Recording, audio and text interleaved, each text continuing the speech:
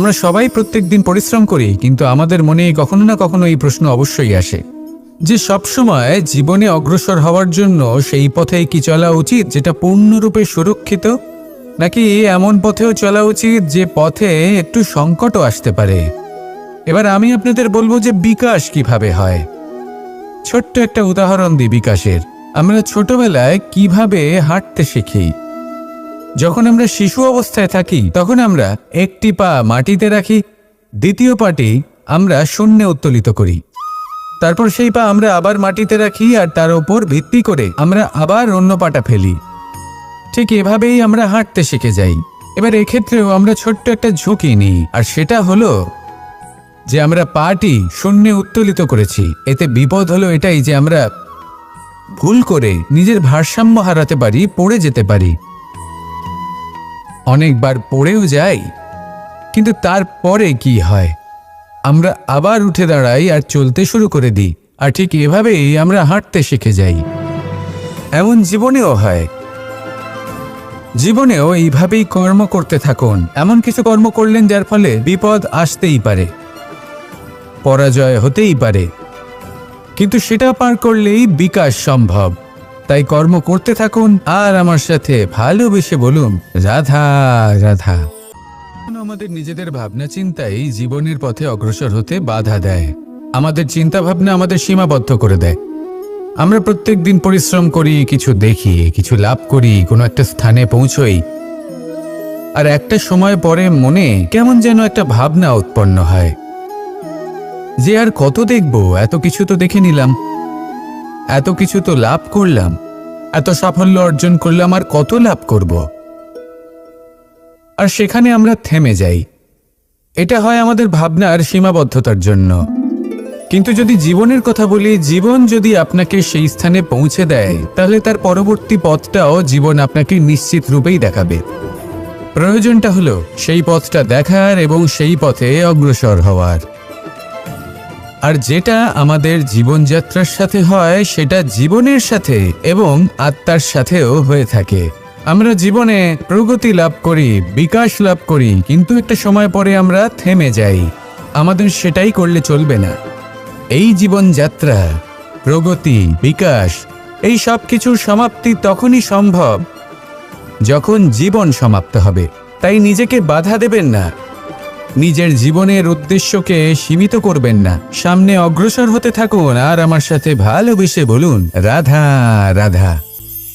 জীবনের যাত্রাপথে সবথেকে বেশি গুরুত্বপূর্ণ হলো সম্পর্ক, কারণ এই সম্পর্কগুলো আমাদের সেই ব্যক্তির সাথে পরিচিত করায় যাদের হাত ধরে আমরা এই জীবনযাত্রার পথে অগ্রসর হই। এবার এই সম্পর্কে আপনার কথাবার্তা, আপনার ব্যবহার, এটা অত্যন্ত গুরুত্বপূর্ণ। তাই প্রশ্ন হলো, যাদের সাথে আমাদের এই সম্পর্ক গড়ে উঠেছে তাদের প্রতি আমাদের আচরণ কেমন হওয়া উচিত, তাদের সাথে কেমনভাবে কথা বলা উচিত। এর একটা বড়ই সহজ উত্তর আছে, দর্পণ। আপনি নিজেকে যেভাবে দর্পণে দেখেন সেভাবেই দর্পণের দিকে তাকান এবং কল্পনা করুন যে আপনার স্থানে সেই ব্যক্তি আছে আর সে আপনাকে দেখছে। এবার বুঝতে চেষ্টা করুন যে আপনার কেমন ব্যবহার হওয়া উচিত, তার আপনার ব্যবহার কেমন হলে ভালো লাগবে আর কেমন হলে তার অনুচিত বোধ হবে। শুধু এইভাবেই সেই ব্যক্তিকে বুঝতে চেষ্টা করুন। কখনো কোনো মানুষের ভালোবাসার প্রয়োজন হয়, কখনো পথপ্রদর্শনের প্রয়োজন হয়, কখনো তিরস্কারের প্রয়োজন হয়, কখনো কটু সত্যের প্রয়োজন হয়, বা কখনো শুধু সঙ্গর প্রয়োজন হয়। যদি দুজন ব্যক্তি এভাবেই একে অপরকে বুঝে অগ্রসর হন তাহলে এই সম্পর্ক আজীবন চলতেই থাকবে। আসুন আমার সাথে ভালোবেসে বলুন রাধা রাধা। মানুষ সবসময় নিজেদের জীবনে ভবিষ্যতের বিষয়ে ভাবতে থাকে। কখনো উৎসাহিত হয়, কখনো চিন্তিত হয়, কখনো স্বপ্ন দেখে যে আমি ভবিষ্যতে গিয়ে খুব বড় কেউ হব, কখনো কল্পনা করে যে আমি কখনো সেই স্থানে গিয়ে পৌঁছব। দেখুন, ভবিষ্যতের কথা ভাবা অনুচিত কিছু নয়, কিন্তু এই ভবিষ্যতের কথা ভাবতে ভাবতে বর্তমানকে ভুলে যাওয়াটা অনুচিত। আজ মানে এই বর্তমান কিন্তু খুব আবশ্যক। আমাকে বলুন, আজ আপনি বর্তমানে যাই হন না কেন, সেটা এমন কেন? তার কারণটা কি? তার কারণ হলো অতীতকালে আপনার কর্ম আর আপনার নির্বাচন। সেই সকল কর্মের জন্যই আজকের এই বর্তমান কিছুটা এই রকম হয়েছে। ঠিক সেইভাবেই আপনার এই বর্তমান আপনার ভবিষ্যৎ রচনা করবে। ভবিষ্যতে এই বর্তমান অতীতকাল হতে চলেছে। আপনার ভবিষ্যতের আধার হলো এই বর্তমান। তাই শুধু স্বপ্ন দেখবেন না, শুধু কল্পনা করবেন না। যা কিছুই আপনি পেতে চান তার জন্য বর্তমানে থেকে কর্ম করুন। এই কর্মই আপনার ভবিষ্যৎ নির্মাণ করবে। আসুন আমার সাথে ভালোবেসে বলুন, রাধা রাধা। যখনই আমরা সূর্য আর চন্দ্রমার কথা বলি, তখনই আমরা চন্দ্রমাকে কিছু কম বলে মনে করি, সূর্যকে বেশি গুরুত্ব দিই। কারণ সূর্যই আমাদের প্রকাশ দিয়ে থাকে, সারাদিন আমাদের প্রকাশ প্রদান করে। তার সামনে চন্দ্রমার এই তেজ কিছুটা ম্লান মনে হয়, বা দেখতে গেলে চন্দ্রমা স্বয়ং সূর্যের আলোয় আলোকিত হয় আর সেটা আমাদের কাছে পৌঁছে দেয়। কিন্তু এবার এর অর্থ তো এটা নয় যে চন্দ্রমা বিশেষ নয় বা তার কোনোই গুরুত্ব নেই। ঘন অন্ধকারে রাতের বেলায় যখন আমরা কিছুই দেখতে পাই না, তখন আমাদের কাছে এই প্রকাশ কে পৌঁছে দেয়? চন্দ্রমা। যখন চাঁদ পূর্ণিমার রাত আসে, তখন ব্যক্তি তার প্রেমিককে বা স্ত্রী তার স্বামীর মুখটা সেই চাঁদের মধ্যেই দেখতে পায়। একটা ছোট্ট বালক, ছোট্ট একটা শিশুর যখন রাতে ঘুম আসে না, সে ব্যাকুল হয়ে পড়ে, আমরা তাকে আকাশের এই চাঁদকে দেখাই, তাকে সন্তুষ্ট করে ঘুম পাড়িয়ে দিই। এই চন্দ্রমা কখনো অর্ধচন্দ্রমা হয়ে, কখনো লুপ্ত হয়ে গিয়ে, কখনো আবার জাগ্রত হয়ে ওঠে, এই সংসারকে প্রকাশ প্রদান করে। সে অসংখ্য প্রাণীর পথ প্রদর্শন করে। অর্থাৎ চন্দ্রমা হওয়া কোনো অংশে কম কিছু নয়। যদি আপনিও জীবনে নিজের তেজ সংসারের কাছে পৌঁছে নাও দিতে পারেন, তাতে কিছুই যায় আসে না। যদি কারোর তেজ নিয়ে তেজস্বী হয়ে তার দ্বারা অন্য কারোর জীবনে আশার আলো ফুটিয়ে তুলতে পারেন, তাতেও কিন্তু আপনার জীবন সার্থক। আসুন আমার সাথে ভালোবেসে বলুন, রাধা রাধা। মানুষের জীবনে যখনই কোনো বিপদ আসে, মানুষ নিজের আশেপাশে দেখে, অন্য কাউকে খোঁজে, ভাবে কেউ এসে তাকে সাহায্য করবে। সে আশা করে যে কোনো ব্যক্তি এসে তার হাত ধরবে আর সেই বিপদ থেকে তাকে মুক্তি দেবে। কিন্তু প্রকৃতি আমাদের এই শিক্ষা দেয় না। কখনো কোনো পাখিকে দেখবেন, একটা পাখি যখনই কোনো ঝড় আসে কি করে? একটা ঝড় এসে তার বাসা ভেঙে দিয়ে যায়, তার বাসা নষ্ট করে দিয়ে যায়। সেই পাখি কিন্তু অপেক্ষা করে না যে কে তাকে এসে সাহায্য করবে। সে কখনো আশা করে না যে কেউ এসে তাকে আশ্রয় দেবে। সে নিজেই কর্ম করে, একটা একটা করে খড়কুটো সে আবার জড়ো করে আর নিজের বাসা পুনর্নির্মাণ করে। প্রকৃতি আমাদের এটাই শেখায় যে আমরা নিজেরাই প্রত্যেকটা সমস্যার সম্মুখীন হতে পারি। কারণ ঝড় অর্থাৎ সংকট আমাদের সবার জীবনেই আসবে, তার সম্মুখীন হতে হবে আমাদের, আর সেটাও নিজেদের শক্তি দ্বারাই। তার সম্মুখীন হওয়ার সময় নিজেদের সংযত করে রাখতে হবে, আর তার জন্য নিজের ওপর বিশ্বাস রাখা আবশ্যক। আর এই কথাটা বোঝাও আবশ্যক যে যত বড়ই সংকট আসুক না কেন, তার সাথে লড়াই করার মতো যে শক্তি প্রয়োজন, সেই শক্তি আমাদের মনেই নিহিত। শুধু সেই শক্তি খুঁজে নিন আর সেই বিপদের সম্মুখীন হন। এই সংসারের কোনো বিপদ আপনাকে বাধা দিতে পারবে না। আসুন আমার সাথে ভালোবেসে বলুন, রাধা রাধা। মন এবং মস্তিষ্ক, এই দুই হলো মানুষের জীবনের দুটি গুরুত্বপূর্ণ অংশ। এবার আপনি বলবেন, এই দুইয়ের মধ্যে পার্থক্য কি? দুটোই তো সমান। না, যেটা আমি আপনাকে বোঝাতে চেষ্টা করছি সেটা ভালো করে বুঝুন। প্রথম, মন। এই মন অত্যন্ত চঞ্চল হয়, এর নিজের কোনো বিবেক থাকে না, সিদ্ধান্ত নেওয়ার কোনো ক্ষমতাই থাকে না। এই মন শুধু বয়ে চলে। আর দ্বিতীয় হলো মস্তিষ্ক, সেই অংশ যেখানে বুদ্ধির সঞ্চার হয়ে থাকে। এটা হলো জ্ঞান দ্বারা পরিপূর্ণ এবং অত্যন্ত প্রবলও হয়।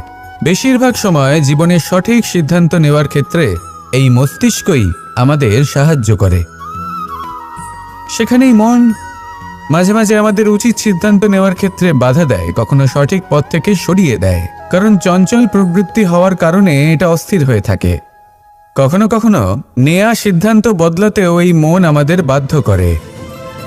সেই জন্য আপনি যদি জীবনের পথে অগ্রসর হতে চান, তাহলে মস্তিষ্কের সিদ্ধান্তে আস্থা রাখুন, পূর্ণরূপে নিজের সঙ্গী করে তুলুন। হতে পারে তখন আপনার এই মন বিদ্রোহ করে বসল, কিন্তু দৃঢ় নিষ্ঠার সাথে মস্তিষ্কের সিদ্ধান্তে আস্থা রাখুন। আস্তে আস্তে এই মন, যাকে আপনার শত্রু বলে মনে হচ্ছিল, আস্তে আস্তে সেটাও আপনার বন্ধু হয়ে উঠবে আর আপনাকে সাহায্য করবে।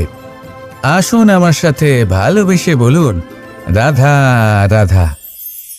এই সংসারে প্রত্যেক ব্যক্তি নিজের সংগ্রাম করে চলেছে, প্রত্যেক ব্যক্তির নিজের লড়াই আছে, আর সেই রণভূমিতে প্রত্যেক ব্যক্তি নিজের যুদ্ধে লড়াই করছেন। আর যদি যুদ্ধের কথা বলি, সেখানে কেউ বিজয়ী হয় বা কেউ পরাজিত। আর এখানে এটা বোঝা অত্যন্ত প্রয়োজনীয় যে কোথায় পরাজয়টা হওয়া গুরুত্বপূর্ণ আর কোথায় বিজয় লাভ করাটা গুরুত্বপূর্ণ। যদি আপনার এই যুদ্ধটা আপনার আপনজনের সাথে হয়, তাহলে সেখানে পরাজিত হওয়াটাই শ্রেয়, কারণ সেখানে পরাজিত হয়ে আপনি প্রসন্নতা লাভ করবেন।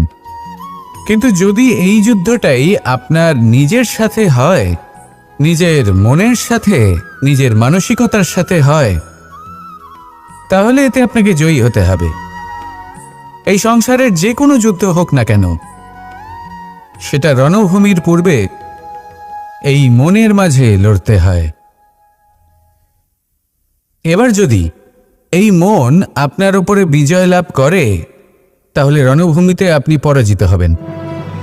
কিন্তু যদি আপনি এই মনের উপর বিজয় লাভ করতে পারেন, তাহলে এই সমগ্র সংসারে এমন কোনো স্থান নেই, এমন কোনো রণভূমি নেই যেখানে আপনি জয়লাভ করতে পারবেন না।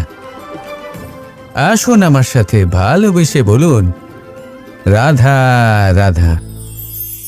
এই যে সূচ দেখছেন, এর স্বভাব হলো গেঁথে যাওয়া, আর যদি এটা গেঁথে যায় তাহলে এটা যন্ত্রণা দেবে। আর এটা হলো সুতো।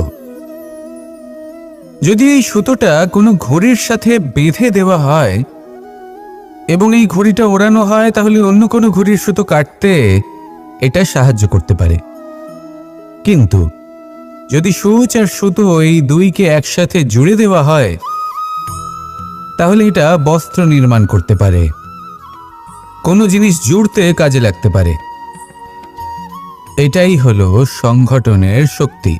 যদি আপনি একত্রিত হতে পারেন আর একটি দিশায় অগ্রসর হন, তাহলে নেতিবাচক শক্তিও ইতিবাচক শক্তির রূপ ধারণ করতে পারে।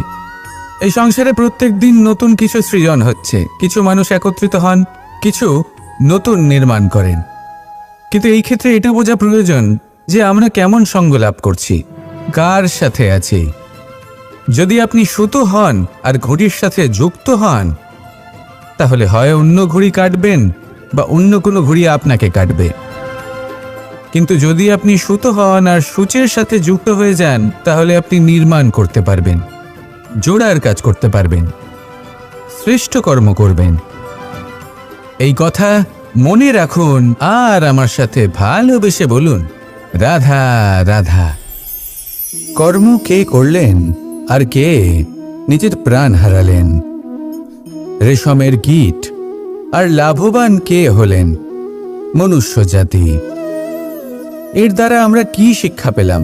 যে এই সংসারে আমরা যে কর্মই করি, সৎকর্ম করি বা অপকর্ম করি, তার থেকে লাভবান যে কেউ হতে পারেন। আমাদের বন্ধু হোক, পরিবার পরিজন হোক বা সংসারের যে কোনো ব্যক্তি হোক, যে কেউ লাভবান হতে পারেন, কিন্তু সেই কর্মের ফল কিন্তু আমাদেরই ভোগ করতে হয়।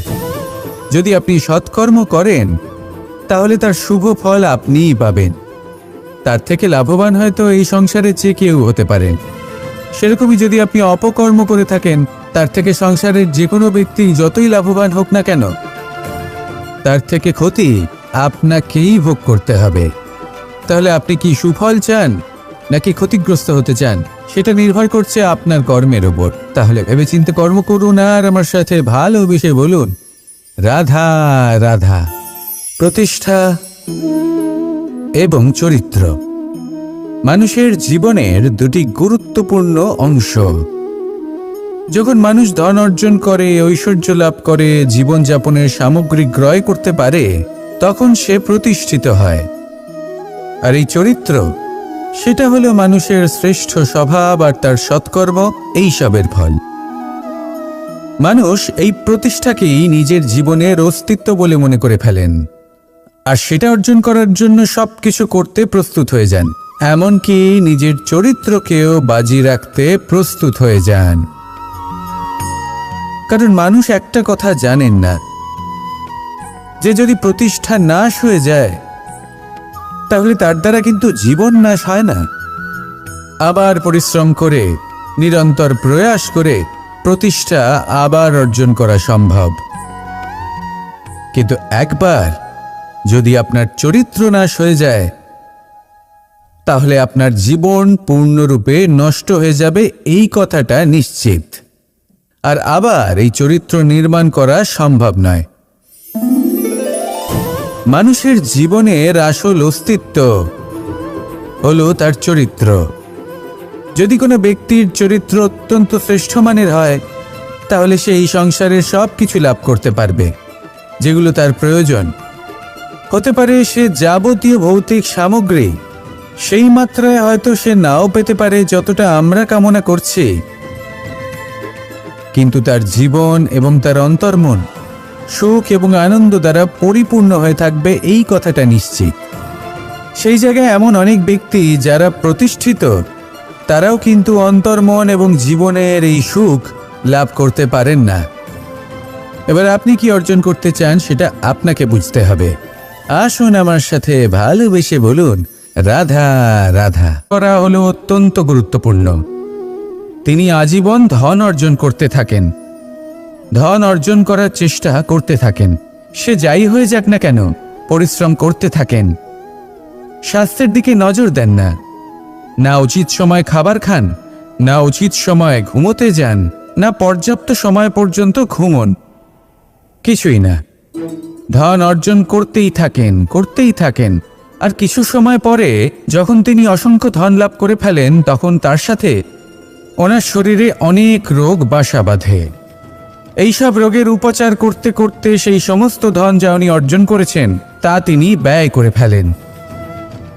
শেষ পর্যন্ত কি হয়? আমরা যেভাবে এসেছি ঠিক সেইভাবেই ফিরে যাই, ধন এখানেই থেকে যায়। দেখুন, একটা অত্যন্ত গুরুত্বপূর্ণ কথা রয়েছে যে আপনার বোঝা উচিত।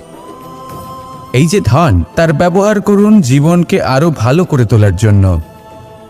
ধনের সদ্ব্যবহার করা উচিত, এমন যেন না হয় এই ধন আপনাকে ভোগ করে ফেলে। এই জীবনকে নিশ্চিত রূপে আরো শ্রেষ্ঠ করে তুলুন। কিন্তু এই ধন অর্জন করার এই প্রক্রিয়াতে নিজের সারা জীবনকে নষ্ট করে ফেলবেন না। এই জীবন উপভোগ করতে শিখুন আর আমার সাথে ভালোবেসে বলুন, রাধা রাধা। মানুষের মধ্যে একটা বিচিত্র প্রবৃত্তি থাকে, অন্য সকলের বিষয়ে, তাদের জীবনের বিষয়ে, তাদের ব্যক্তিত্বের বিষয়ে, তাদের ভবিষ্যতের বিষয়ে অনুমান করা। এটা হলো অনুচিত। কারোর অতীতকালকে দেখে লোকে ভবিষ্যৎ বলে দিতে পারেন, বর্তমানকে দেখে ভবিষ্যতের বিষয়ে অনুমান করে ফেলেন। উদাহরণ দিতে হলে বলবো, কোনো দাসকে দেখুন, ওকে দেখে লোকে বলে যে ওর ভবিষ্যৎ সেটাই হতে পারে, অনুমান করে ফেলেন।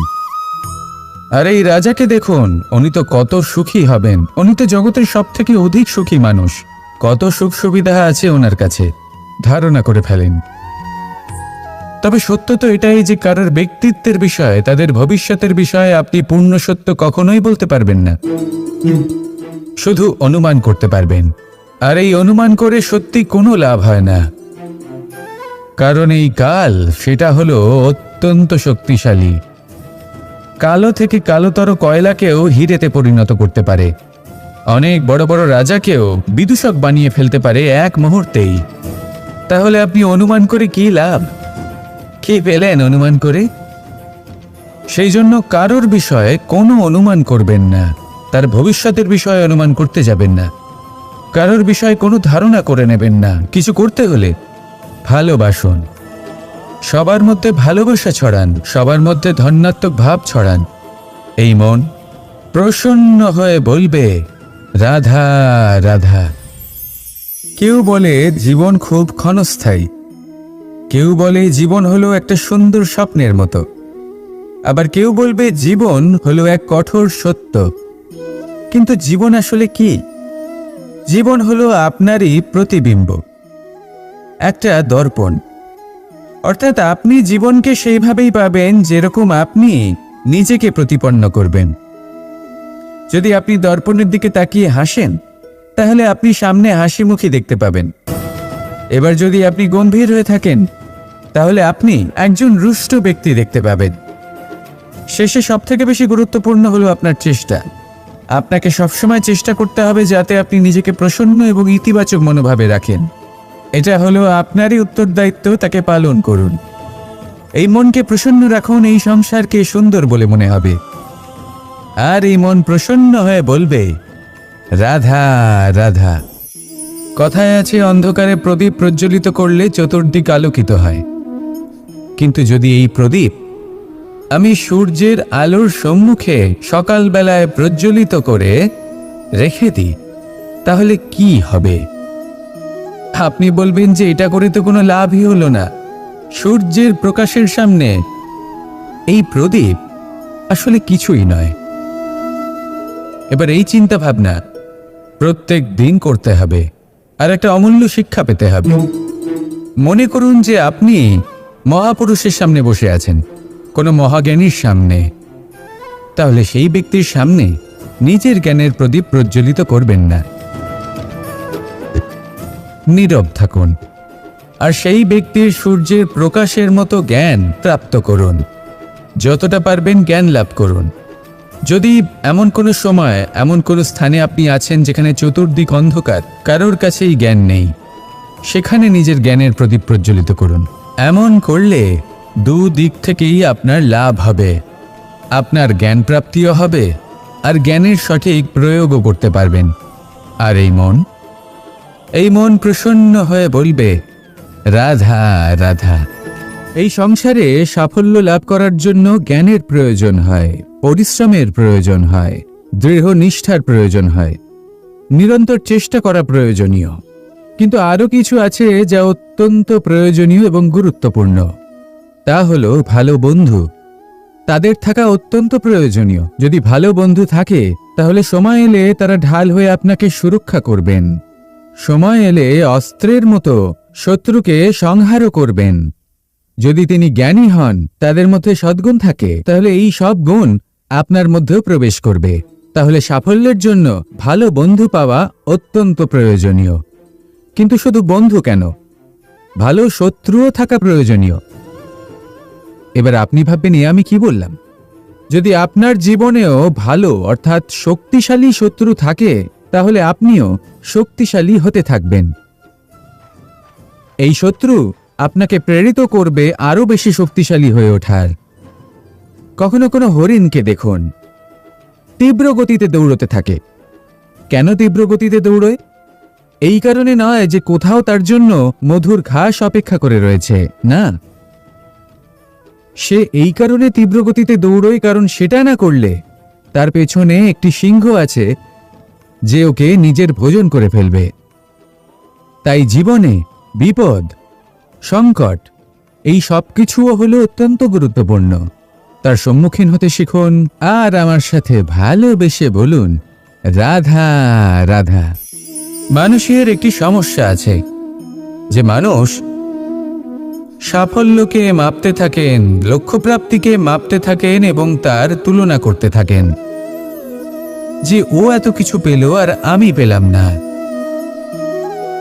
ওর কাছে এত কিছু আছে কিন্তু আমার কাছে নেই। এই তুলনা করার জন্য ওনারা দুঃখী হয়ে পড়েন, নিরাশ হয়ে পড়েন। তাই আমি একটা প্রশ্ন করছি যে এটা কি উচিত? এই সংসারে আপনি কি নিয়ে তুলনা করবেন, যেখানে সূর্যদেব চন্দ্রমা দুজনেই আছেন, দুজনেই হলেন বিশেষ, দুজনেই নিজ নিজ সময়ে উদিত হন। এদের মধ্যে একজন না থাকলে তাহলে আমাদের জীবন কঠিন হয়ে পড়বে। ঠিক সেইভাবেই আপনি যদি একটা বড় রেখা অঙ্কন করেন তাহলে অন্য রেখাটি ছোট হয়ে পড়ে না, সে তেমনই থাকে যেমনটা সে ছিল। আপনার অস্তিত্ব কখনো ছোট বা বড় হতে পারে না। শুধু তুলনা করার জন্য আপনার এটা মনে হতে পারে। যদি আপনি যুদ্ধ করতে চান আপনার তলোয়ারের প্রয়োজন পড়বে। যদি বস্ত্র তৈরি করতে চান এত বড় তলোয়ার দিয়ে কিছুই হবে না, তখন প্রয়োজন পড়বে একটা ছোট্ট সূচের। তাই তুলনা করবেন না, না নিজেকে ছোট মনে করবেন না অন্য কাউকে। সবার সাথে সহযোগিতা করুন, আর যদি তুলনা করতেই হয় নিজের সাথে করুন, যে কাল আমি কেমন ব্যক্তি ছিলাম, আজ কি তার থেকে শ্রেষ্ঠ হয়ে উঠতে পেরেছি।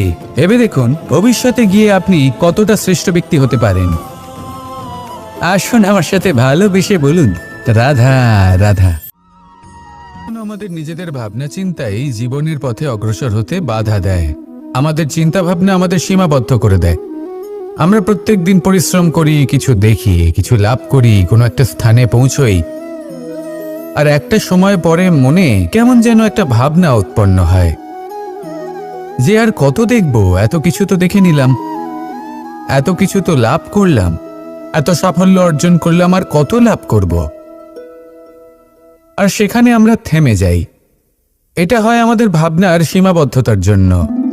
কিন্তু যদি জীবনের কথা বলি, জীবন যদি আপনাকে সেই স্থানে পৌঁছে দেয় তাহলে তার পরবর্তী পথটাও জীবন আপনাকে নিশ্চিত রূপেই দেখাবে। প্রয়োজনটা হলো সেই পথটা দেখার এবং সেই পথে অগ্রসর হওয়ার। আর যেটা আমাদের জীবনযাত্রার সাথে হয় সেটা জীবনের সাথে এবং আত্মার সাথেও হয়ে থাকে। আমরা জীবনে প্রগতি লাভ করি, বিকাশ লাভ করি, কিন্তু একটা সময় পরে আমরা থেমে যাই। আমাদের সেটাই করলে চলবে না। এই জীবনযাত্রা, প্রগতি, বিকাশ, এই সব কিছুর সমাপ্তি তখনই সম্ভব যখন জীবন সমাপ্ত হবে। তাই নিজেকে বাধা দেবেন না, নিজের জীবনের উদ্দেশ্যকে সীমিত করবেন না। সামনে অগ্রসর হতে থাকুন আর আমার সাথে ভালোবেসে বলুন রাধা রাধা। আমরা সবাই প্রত্যেক দিন পরিশ্রম করি, কিন্তু আমাদের মনে কখনো না কখনো এই প্রশ্ন অবশ্যই আসে যে সবসময় জীবনে অগ্রসর হওয়ার জন্য সেই পথে কি চলা উচিত যেটা পূর্ণরূপে সুরক্ষিত, নাকি এমন পথেও চলা উচিত যে পথে একটু সংকটও আসতে পারে। এবার আমি আপনাদের বলবো যে বিকাশ কিভাবে হয়। ছোট্ট একটা উদাহরণ দিই বিকাশের। আমরা ছোটবেলায় কিভাবে হাঁটতে শিখি। যখন আমরা শিশু অবস্থায় থাকি তখন আমরা একটি পা মাটিতে রাখি, দ্বিতীয় পাটি আমরা শূন্যে উত্তোলিত করি, তারপর সেই পা আমরা আবার মাটিতে রাখি আর তার উপর ভিত্তি করে আমরা আবার অন্য পাটা ফেলি। ঠিক এভাবেই আমরা হাঁটতে শিখে যাই। এবার এক্ষেত্রেও আমরা ছোট্ট একটা ঝুঁকি নিই, আর সেটা হলো যে আমরা পাটি শূন্যে উত্তোলিত করেছি। এতে বিপদ হলো এটাই যে আমরা ভুল করে নিজের ভারসাম্য হারাতে পারি, পড়ে যেতে পারি।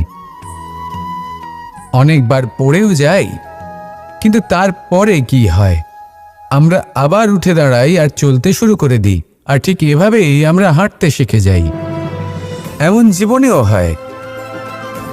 জীবনেও এইভাবেই কর্ম করতে থাকুন। এমন কিছু কর্ম করলেন যার ফলে বিপদ আসতেই পারে, পরাজয় হতেই পারে, কিন্তু সেটা পার করলেই বিকাশ সম্ভব। তাই কর্ম করতে থাকুন আর আমার সাথে ভালোবেসে বলুন রাধা রাধা। মানুষের জীবনে যখনই কোনো বিপদ আসে, মানুষ নিজের আশেপাশে দেখে, অন্য কাউকে খোঁজে, ভাবে কেউ এসে তাকে সাহায্য করবে। সে আশা করে যে কোনো ব্যক্তি এসে তার হাত ধরবে আর সেই বিপদ থেকে তাকে মুক্তি দেবে। কিন্তু প্রকৃতি আমাদের এই শিক্ষা দেয় না। কখনো কোনো পাখিকে দেখবেন, একটা পাখি যখনই কোনো ঝড় আসে কি করে, একটা ঝড় এসে তার বাসা ভেঙে দিয়ে যায়, তার বাসা নষ্ট করে দিয়ে যায়। সেই পাখি কিন্তু অপেক্ষা করে না যে কে তাকে এসে সাহায্য করবে। সে কখনো আশা করে না যে কেউ এসে তাকে আশ্রয় দেবে। সে নিজেই কর্ম করে, একটা একটা করে খড়কুটো সে আবার জড়ো করে আর নিজের বাসা পুনর্নির্মাণ করে। প্রকৃতি আমাদের এটাই শেখায় যে আমরা নিজেরাই প্রত্যেকটা সমস্যার সম্মুখীন হতে পারি। কারণ ঝড় অর্থাৎ সংকট আমাদের সবার জীবনেই আসবে। তার সম্মুখীন হতে হবে আমাদের, আর সেটাও নিজেদের শক্তি দ্বারাই। তার সম্মুখীন হওয়ার সময় নিজেদের সংযত করে রাখতে হবে, আর তার জন্য নিজের ওপর বিশ্বাস রাখা আবশ্যক। আর এই কথাটা বোঝাও আবশ্যক যে যত বড়ই সংকট আসুক না কেন, তার সাথে লড়াই করার মতো যে শক্তি প্রয়োজন, সেই শক্তি আমাদের মনেই নিহিত। শুধু সেই শক্তি খুঁজে নিন আর সেই বিপদের সম্মুখীন হন। এই সংসারের কোনো বিপদ আপনাকে বাধা দিতে পারবে না। আসুন আমার সাথে ভালোবেসে বলুন, রাধা রাধা। জীবনের যাত্রাপথে সবথেকে বেশি গুরুত্বপূর্ণ হলো সম্পর্ক, কারণ এই সম্পর্কগুলো আমাদের সেই ব্যক্তির সাথে পরিচিত করায় যাদের হাত ধরে আমরা এই জীবনযাত্রার পথে অগ্রসর হই। এবার এই সম্পর্কে আপনার কথাবার্তা, আপনার ব্যবহার, এটা অত্যন্ত গুরুত্বপূর্ণ।